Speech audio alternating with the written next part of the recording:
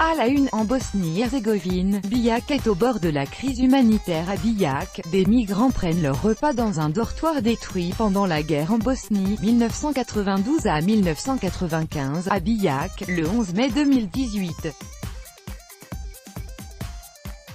Copyright Reuters, Dadorovic. Migrants et réfugiés en Bosnie-Herzégovine, Bijak au bord de la crise humanitaire et violences policières à la frontière croate.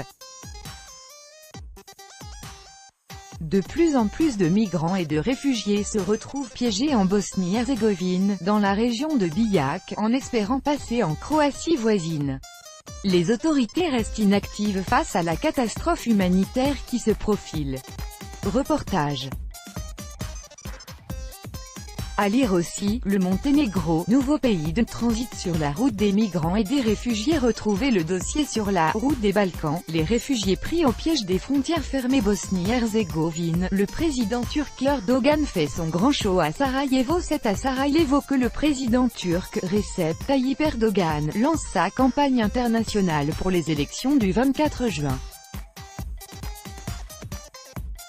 On attend des milliers de sympathisants de l'AKP et de toutes les diasporas turques d'Europe, mais aussi des différents pays des Balkans, notamment du Kosovo et de Macédoine.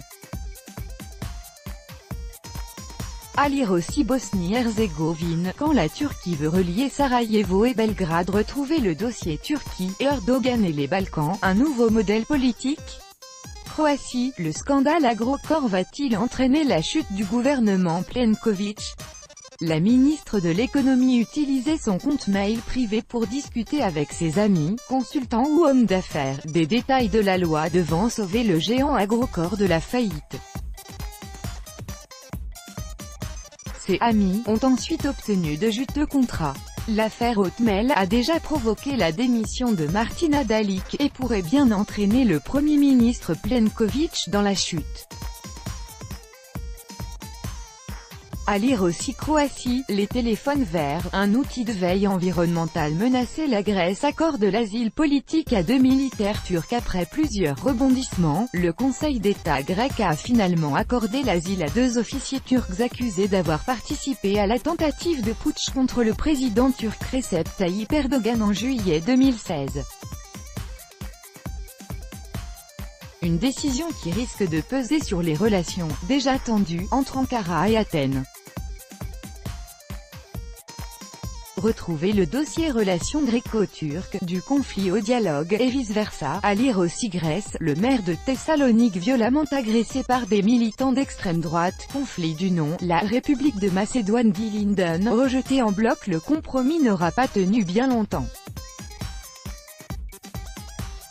Sommet de Sofia, les premiers ministres grecs et macédoniens, Alexis Tsipras et Zoran Zaev, s'étaient mis d'accord sur l'appellation « République de Macédoine dit Linden ». Mais les oppositions internes aux 2 pays ont rejeté en bloc cette option. Retrouvez le dossier Macédoine versus Grèce, l'interminable conflit du nom Macédoine. Nikola Gruevski est condamné à 2 ans de prison. C'est le premier verdict prononcé contre l'ancien Premier ministre. Nikola Gruevski a été condamné mercredi à 2 années de prison dans l'affaire Tank. Il était accusé d'avoir usé de son influence directe et de sa position pour l'achat d'un véhicule de fonction d'une valeur de 600 000 €, qu'il utilisait à des fins personnelles. D'autres procédures pénales sont toujours en cours. Retrouvez le dossier Macédoine, la fin de 10 années de pouvoir sans partage du VMR au DPMNE. À lire aussi Macédoine, 3 ans après la « petite guerre », que s'est-il vraiment passé à Kumanovo, Kosovo? La justice confirme l'existence d'un projet terroriste contre le match Albanie-Israël le 12 novembre 2016. L'équipe de football d'Israël devait rencontrer celle d'Albanie, pour un match de qualification pour la Coupe du Monde 2018. À quelques heures de la rencontre, la police du Kosovo avait arrêté 19 hommes qui préparaient une attaque terroriste. Ils ont été jugés vendredi.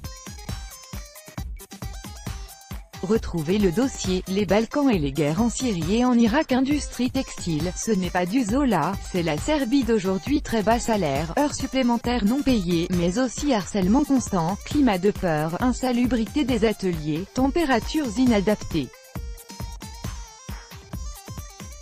C'est ainsi que l'on travaille aujourd'hui, en Serbie, pour des marques comme Geox, Benetton, Veromoda ou Esprit. Telles sont les conclusions d'une enquête menée par l'organisation Clean Clothes Campaign.